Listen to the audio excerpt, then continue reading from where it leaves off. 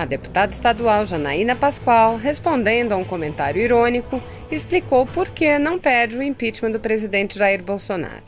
Janaína, que pediu e conseguiu o impeachment da presidente deposta Dilma, esclareceu as diferenças entre o governo Bolsonaro e os governos petistas. Assista.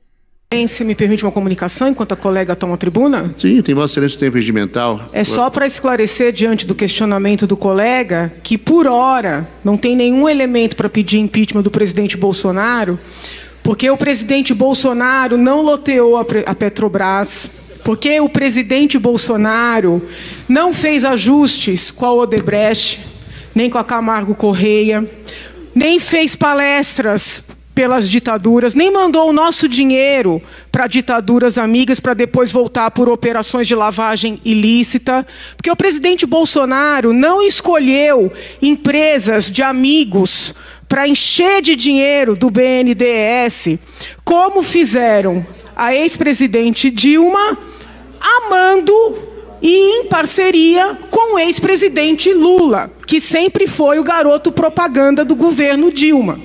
Se o colega se dispuser a ler a denúncia que eu redigi, e tenho muito orgulho dessa denúncia, e apesar de tudo que sofri, ainda sofro, faria tudo de novo, se ele se dispuser a ler, ele constatará que a minha denúncia mostra claramente que as pedaladas foram um expediente fraudulento para encobrir o rombo causado pelo peculato em série e as lavagens cometidas por todos os petistas que tomaram o poder em conluio com aqueles partidos que se calaram.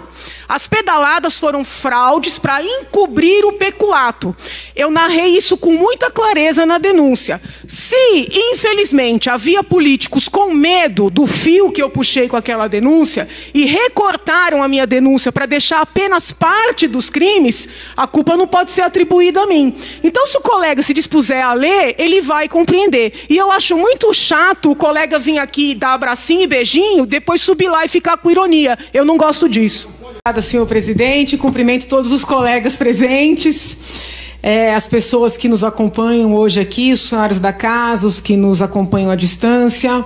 Eu não sei se será possível fazê-lo nos 5 minutos, mas eu vou utilizar esses 5 minutos e aí me inscrevo novamente. Eu quero ler na íntegra o projeto de lei que eu apresentei ontem aqui nesta casa. Tá? O projeto de lei ganhou o número 7 de 2020. Ainda não está disponível no sistema, pelo menos eu fiz uma consulta hoje pela manhã bem cedo, no meio da manhã não estava disponível, mas ele já está protocolizado e eu quero dar publicidade a ele aqui na tribuna e insistir, reiterar o meu pedido de apoio a este projeto, porque considero um projeto muito importante, para São Paulo e para o Brasil. Quero muito que ele seja replicado. Vamos lá. Fica vedado o uso de recursos públicos em publicidade e ou propaganda governamental e institucional em todo o estado de São Paulo.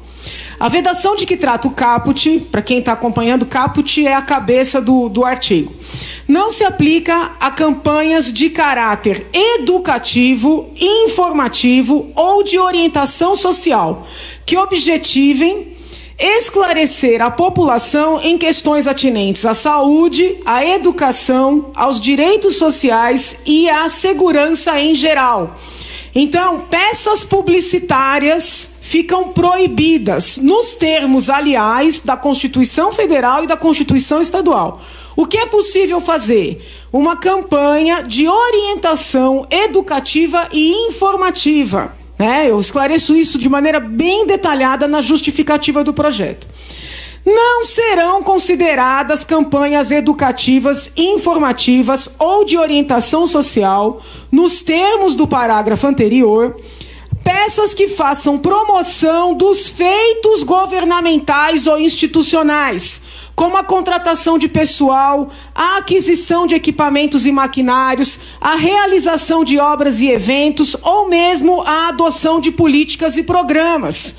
Todos os governos, federal, estadual, municipal, eles podem dar notícia dos seus feitos nos sites das secretarias, nos sites do próprio órgão principal, nos sites das entidades que o compõem. Não é necessário gastar milhões em dinheiro público para contratar peças publicitárias para dizer que contrataram tantos funcionários, que adquiriram tantos equipamentos, né, ou que adotaram a política A ou a política B. Isso não é constitucional. Esse projeto aqui, ele só torna mais claro o que já está na Constituição. Esse parágrafo 3º é muito importante. O responsável por gerenciar os recursos públicos investidos em campanhas educativas, informativas ou de orientação social fica impedido de ter qualquer participação, com ou sem poder de gestão, em empresas potencialmente beneficiadas na contratação. Nós vivenciamos hoje no país esse debate não é novo, né? Em vários governos ele se colocou, muito embora, como hoje a imprensa é muito mais crítica do governante que está no poder, a cor que se dá à situação é maior. Mas os fatos não são novos, eles se repetem nas muitas gestões, com os muitos partidos, nas várias esferas. Então, aquele profissional que dentro de um governo, dentro de uma entidade pública, tem o poder de contratar uma campanha, nos termos previstos, educativa, informativa, de orientação, ele não poderá ter nenhuma forma de participação nas empresas que eventualmente venham a ser contratadas para participar dessa campanha ou nos veículos de informação. Né? O sócio de uma TV não pode ter o poder, por exemplo, de distribuir dinheiro para fazer essas campanhas. O sócio de uma agência de publicidade, ainda que não tenha poder de gestão. Isso é uma questão ética, é uma questão de compliance em qualquer lugar do mundo. Acho que São Paulo é vanguarda ao aprovar uma lei como essa, é o que eu estou pedindo para esta casa. Fica vedado o uso de recursos públicos em financiamentos a empresas de publicidade e ou propaganda, bem como a veículos de comunicação de toda e qualquer natureza. Durante o recesso, o governo estadual... Percebam, senhores, que aqui tem dispositivos para enfrentar os problemas federais, estaduais e municipais. Aqui não tem nada de partidário. Eu vou só fechar isso aqui, presidente, um segundinho, por favor. Houve a contratação, houve, na verdade, a liberação de mais de 20 milhões na forma de empréstimos para empresas de comunicação. Né? Não é uma maneira adequada, salvo o melhor juízo, e é isso que eu estou propondo discutir aqui com a casa, de empregar o dinheiro público. Porque pode ser uma forma de controlar a imprensa, ainda que indiretamente. Os veículos de informação não ficarão livres o suficiente para criticar se eles tiverem recebido dinheiro público ou para fazer a campanha ou como empréstimo a juros baixos. Eu vou precisar me inscrever e eu volto para terminar a leitura. Então vamos lá. Estava falando do financiamento, né, de empresas de publicidade ou propaganda ou veículos de comunicação com dinheiro público. Então, se esta casa aprovar este projeto de lei, e eu peço que aprove, esse tipo de financiamento não será mais possível. Tá? Não é preconceito com essas empresas de jeito nenhum, mas o dinheiro público não é para isso que serve.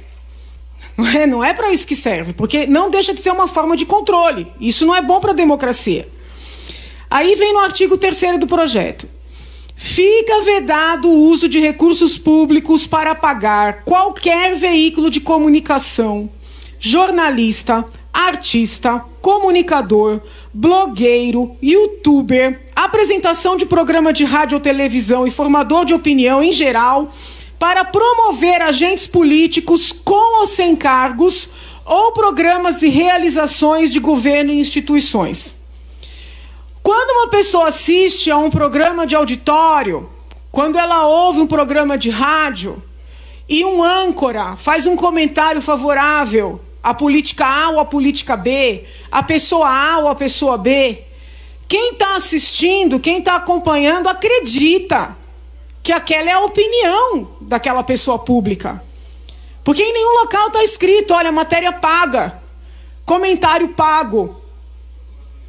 Quando um âncora fala de um produto, imagina-se que tem ali um patrocínio. Quando fala de um programa de governo, de uma pessoa, né, nós não podemos imaginar que aquela comunicação ela é paga. Então, eu nunca nem pensei que isso fosse possível. Mas as notícias, né, são muitas no sentido de que essas contratações ocorrem.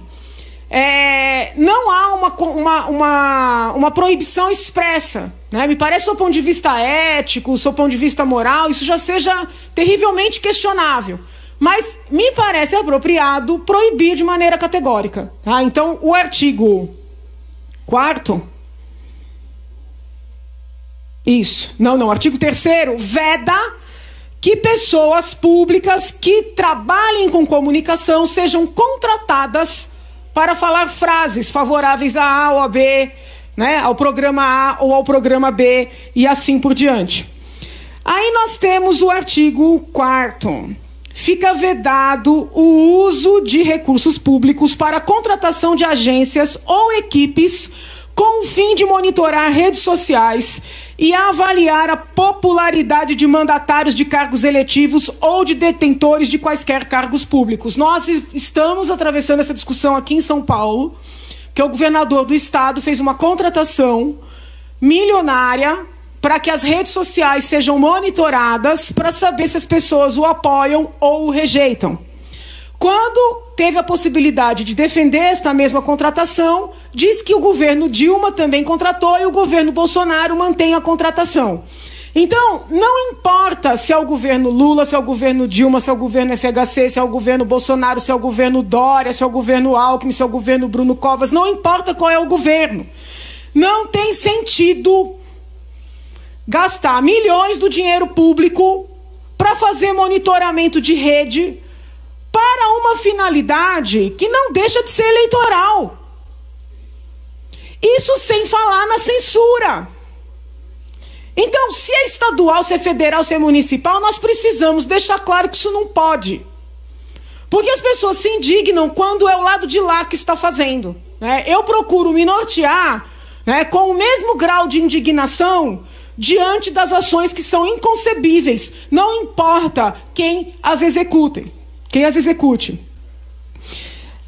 Fica vedado o uso de recursos públicos na contratação de shows e espetáculos, bem como no patrocínio de eventos de toda e qualquer natureza. O dinheiro público deve e pode ser empregado na cultura, né, no pagamento de pessoal, para dar aula para as crianças carentes, para promover cultura nas mais diversas localidades. Agora, tem cabimento o dinheiro público pagar artistas consagrados, pagar shows? Não raras vezes, além do dinheiro público, o artista ainda cobra um ingresso de R$500, R$700 ou mais. Não é para isso que nós pagamos impostos. Então, se o bom senso não impera, nós temos que fazer lei.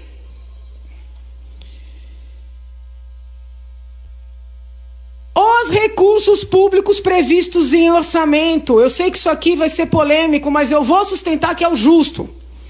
Quando não utilizados, devem ser devolvidos, restando proibido o pagamento de quaisquer modalidades de bônus ou prêmios a funcionários e colaboradores em geral. A Assembleia atravessou uma polêmica grande, nós sabemos, mas a verdade é uma só. O que aconteceu aqui acontece em muitos outros órgãos e não tem a visibilidade que teve aqui. Então nós temos que trabalhar para que essas regras sejam claras. Sobrou dinheiro, não importa qual órgão, o dinheiro é público, tem que voltar para o erário para poder mandar para a educação, para a saúde, né? Porque a situação que aconteceu na Assembleia teve visibilidade. Aí veio uma decisão judicial e outra decisão judicial, mas e nos outros lugares que a gente fica sabendo e por alguma razão não é noticiado? Então nós vamos proibir para todos. Né? Essa é a minha proposta. Os recursos de que trata o caput. Que recursos? Aqueles que sobram no orçamento. Não poderão ser utilizados em comemorações de final de ano, viagens, festas ou quaisquer contratações que não estejam diretamente relacionadas ao objetivo final do órgão ou entidade. Há muitas notícias de entidades que lidam com dinheiro público, que diziam o seguinte: sobrou dinheiro no orçamento, vamos fazer uma festa para os funcionários, né? Não estou falando de uma festa com guaraná e bolo, estou falando de festa com salão, com show. Peraí, que brincadeira é essa? Vamos patrocinar uma viagem. Dinheiro público é de todos. Essa história de dizer que sobrou e que por isso vai fazer alguma coisa porque sobrou não é o princípio que está na Constituição Federal, que está na Constituição Estadual e que deve nortear o administrador público. Simplesmente não é. Aí vem: as contratações realizadas em desacordo com o estatuído na presente lei, ou seja, todos esses artigos anteriores, serão nulas, ficando os responsáveis obrigados a ressarcir os cofres públicos, respondendo ainda por improbidade administrativa nos termos da legislação vigente. Tá? Levantei muito material tratando que toda afronta ao artigo 37, que é o que proíbe gastos com publicidade, promoção, autopromoção, caracteriza improbidade administrativa. Então, nós temos competência nesta casa para tratar da matéria e para fazer essa previsão, que o descumprimento dessas normativas caracteriza improbidade administrativa. Subordinam-se ao disposto nesta lei, isso é muito importante, os órgãos do Poder Executivo, os órgãos do Poder Legislativo, os órgãos do Poder Judiciário, do Ministério Público e da Defensoria Pública, porque existe muita visibilidade sobre os políticos, mas não são só aqueles que são eleitos que lidam com dinheiro público. O dinheiro público é manuseado por várias entidades e vários órgãos, e estes princípios aqui têm que ser observados por todos. Bem como as pessoas da administração indireta e todas as entidades controladas direta ou indiretamente pelo Estado de São Paulo e pelos municípios paulistas. O disposto nesta lei aplica-se também às organizações sociais e demais entidades do terceiro setor que recebem recursos públicos.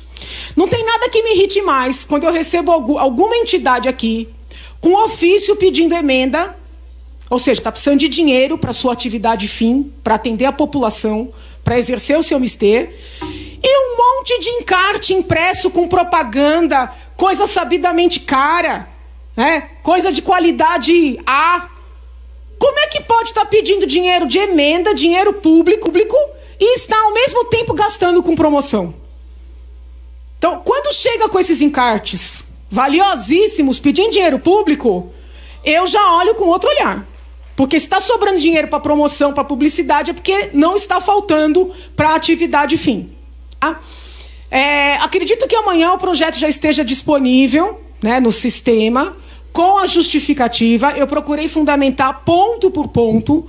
Sei que o tema é polêmico, mas o tema é importante e ele vem ao encontro, ou seja, ele vem abraçar o interesse público. Eu fico à disposição de todos os colegas e da população em geral para esclarecer o que for necessário. Muito obrigado. Se você apoia Jair Bolsonaro, curta este vídeo, manifeste a sua opinião e compartilhe para que a vontade do povo brasileiro seja conhecida.